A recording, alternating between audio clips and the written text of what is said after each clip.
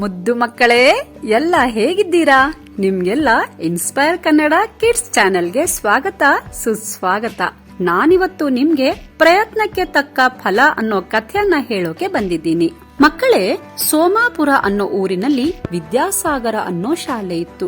ಆ ಶಾಲೆಯಲ್ಲಿ ರಾಮು, ಕೃಷ್ಣ, ಹರೀಶ, ವಿನೋದ, ಸಂತೋಷ, ಸತೀಶ, ರವಿ, ಸಂಗೀತ, ಐಶ್ವರ್ಯ ಅನ್ನೋ ಮಕ್ಕಳು 5ನೇ ತರಗತಿಯಲ್ಲಿ ಓದ್ತಾ ಇದ್ರು. ಈ ಮಕ್ಕಳ ಪೈಕಿ ರಾಮು ತುಂಬಾನೇ ಬುದ್ಧಿವಂತ ಹುಡುಗನಾಗಿದ್ದ.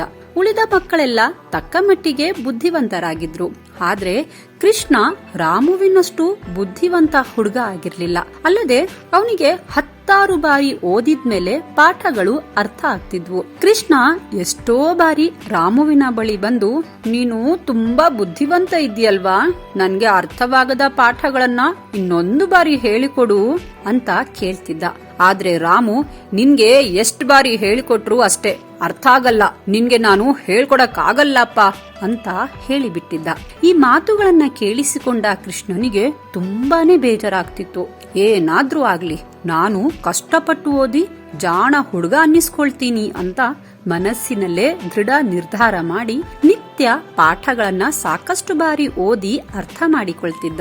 ಅಲ್ಲದೆ ತನಗೆ ಗೊತ್ತಾಗದೆ ಹೋದ ವಿಷಯವನ್ನ ಶಿಕ್ಷಕರ ಬಳಿ ಕೇಳಿ ಅರ್ಥ ಮಾಡಿಕೊಳ್ತಿದ್ದ.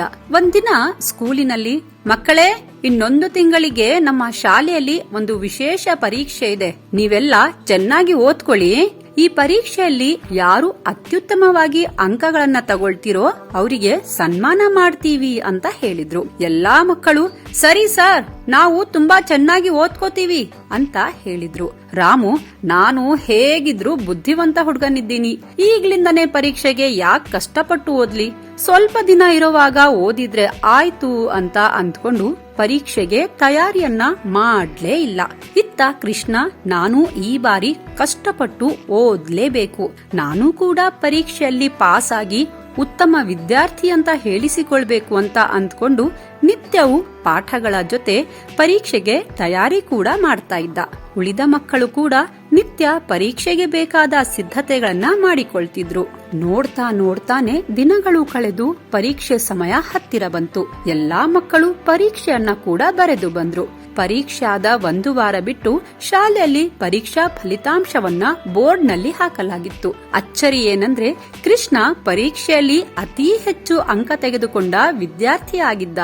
ಎಲ್ಲರೂ ಆಶ್ಚರ್ಯದಿಂದ, ಕೃಷ್ಣ, ನೀನ್ ಹೇಗೆ ಇಷ್ಟೊಳ್ಳೆ ಮಾರ್ಕ್ಸ್ ತಗೊಂಡೆ ಅಂತ ಕೇಳಿದಾಗ ಕೃಷ್ಣ, ನೋಡಿ ಗೆಳೆಯರೇ, ನಾನು ನಿತ್ಯವೂ ಅತ್ಯಂತ ಶ್ರದ್ಧೆಯಿಂದ ಪಾಠಗಳನ್ನ ಓದ್ತಾ ಇದ್ದೆ. ಅಲ್ಲದೆ ನನಗೆ ಸಿಗುವ ಎಲ್ಲಾ ಸಮಯವನ್ನ ಓದಿಗೆ ಅಂತ ಉಪಯೋಗಿಸಿಕೊಳ್ತಿದ್ದೆ. ಹೀಗಾಗಿ ಇದೆಲ್ಲಾ ಸಾಧ್ಯವಾಯ್ತು. ಅಲ್ಲದೆ ನನ್ನಮ್ಮ ಹೇಳಿದ್ದಾಳೆ, ನಾನು ಪ್ರಯತ್ನವನ್ನ ಮಾಡಿದ್ರೆ ಅದಕ್ಕೆ ತಕ್ಕದಾದ ಪ್ರತಿಫಲ ಸಿಕ್ಕೇ ಸಿಗುತ್ತೆ ಅಂತ.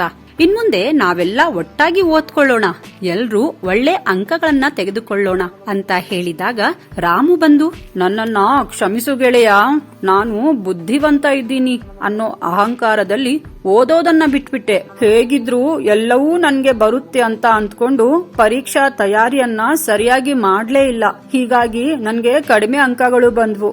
ಅಲ್ಲದೆ ನೀನು ನನ್ನ ಬಳಿ ಪಾಠಗಳನ್ನ ಹೇಳ್ಕೊಡು ಅಂದಾಗ್ಲೂ ನಾನು ದುರಹಂಕಾರವನ್ನ ತೋರಿಸ್ಬಿಟ್ಟೆ. ಇನ್ಮುಂದೆ ಯಾವತ್ತೂ ಹೀಗೆ ಮಾಡಲ್ಲ, ನಾವೆಲ್ಲ ಜೊತೆಯಾಗಿ ಓದೋಣ, ನನ್ನನ್ನ ಕ್ಷಮಿಸು ಅಂತ ಕೇಳ್ದ.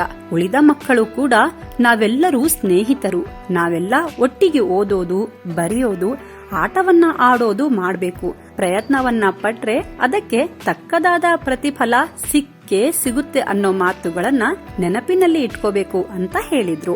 ಅಷ್ಟೊತ್ತಿಗೆ ಅಲ್ಲಿಗೆ ಬಂದ ಶಾಲೆಯ ಶಿಕ್ಷಕರು, ನೀವೆಲ್ಲ ತುಂಬಾ ಜಾಣರಿದ್ದೀರಿ, ಪರೀಕ್ಷೆಯಲ್ಲಿ ಎಷ್ಟು ಅಂಕಗಳು ಬಂದಿದೆ ಅನ್ನೋದಕ್ಕಿಂತ ನೀವೆಲ್ಲ ಪರೀಕ್ಷೆಯನ್ನ ಧೈರ್ಯವಾಗಿ ಬರ್ದಿದ್ದೀರಾ, ಹೀಗಾಗಿ ನಿಮಗೆಲ್ಲರಿಗೂ ಸನ್ಮಾನ ಮಾಡ್ತೀವಿ ಅಂತ ಹೇಳಿದ್ರು. ಅಲ್ಲದೆ ಮಕ್ಕಳೇ, ಜೀವನದಲ್ಲಿ ಯಾವಾಗ್ಲೂ ನಾವು ಮಾಡೋ ಕೆಲಸದ ಮೇಲೆ ಶ್ರದ್ಧೆಯನ್ನ ಬೆಳೆಸ್ಕೋಬೇಕು. 10 ಬಾರಿ ಸೋತ್ ಹೋದ್ರೂ ನಮ್ಮ ಪ್ರಯತ್ನವನ್ನ ನಾವು ಬಿಡದೇ ಮಾಡಬೇಕು, ಆಗ ಯಶಸ್ಸು ನಮಗೆ ಖಂಡಿತ ಸಿಕ್ಕೇ ಸಿಗುತ್ತೆ. ನೀವೆಲ್ಲ ಓದೋದು, ಬರೆಯೋದು, ಆಟ ಆಡೋದು, ಹೀಗೆ ಎಲ್ಲಾ ಕೆಲಸಗಳನ್ನ ಅಚ್ಚುಕಟ್ಟಾಗಿ ಮಾಡಬೇಕು, ಆಯ್ತಾ ಅಂತ ಹೇಳಿದ್ರು. ಮಕ್ಕಳೆಲ್ಲರೂ ಹ್ಞೂ ಸರ್ ಮಾಡ್ತೀವಿ ಅಂತ ಹೇಳಿ ಖುಷಿಯಿಂದ ಚಪ್ಪಾಳೆ ತಟ್ಟಿದ್ರು. ನಂತರ ಎಲ್ಲಾ ಮಕ್ಕಳಿಗೂ ಸನ್ಮಾನವನ್ನ ಮಾಡಿ ಅವರನ್ನ ಮನೆಗೆ ಕಳುಹಿಸಿಕೊಡಲಾಯಿತು. ರಾಮು ಮತ್ತು ಕೃಷ್ಣ ಕೂಡ ಕೈ ಕೈ ಹಿಡ್ಕೊಂಡು ಮನೆಯತ್ತ ತೆರಳಿದ್ರು. ಮಕ್ಕಳೇ, ನಾವು ಶ್ರದ್ಧೆಯಿಂದ ಪ್ರಯತ್ನವನ್ನ ಪಟ್ಟು ಮಾಡೋ ಕೆಲಸಕ್ಕೆ ಒಂದಲ್ಲ ಒಂದು ದಿನವಾದ್ರೂ ತಕ್ಕದಾದ ಪ್ರತಿಫಲ ಸಿಕ್ಕೇ ಸಿಗುತ್ತೆ. ಆದ್ರೆ ನಾವು ಯಾವತ್ತೂ ಪ್ರಯತ್ನವನ್ನ ಮಾಡದೆ ಯಶಸ್ಸು ಬೇಕು ಅನ್ನೋ ಆಲೋಚನೆಗೆ ಕೈ ಹಾಕಬಾರ್ದು.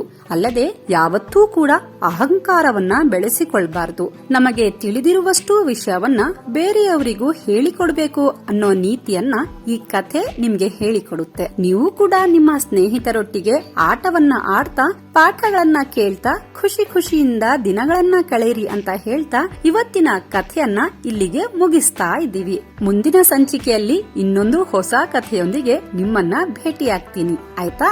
ಈ ವಿಡಿಯೋ ನಿಮ್ಗೆ ಇಷ್ಟವಾಗಿದ್ರೆ ಲೈಕ್ ಮಾಡಿ ಹಾಗೂ ನಿಮ್ಮವರೊಂದಿಗೆ ಶೇರ್ ಮಾಡಿ. ನೀವಿನ್ನೂ ನಮ್ಮ ಚಾನೆಲ್ ನ ಸಬ್ಸ್ಕ್ರೈಬ್ ಮಾಡಿಲ್ಲ ಅಂದ್ರೆ ಈಗ್ಲೇ ಸಬ್ಸ್ಕ್ರೈಬ್ ಮಾಡಿ ಹಾಗೂ ಬೆಲ್ ಬಟನ್ ನ ಕ್ಲಿಕ್ ಮಾಡಿ. ವಂದನೆಗಳು.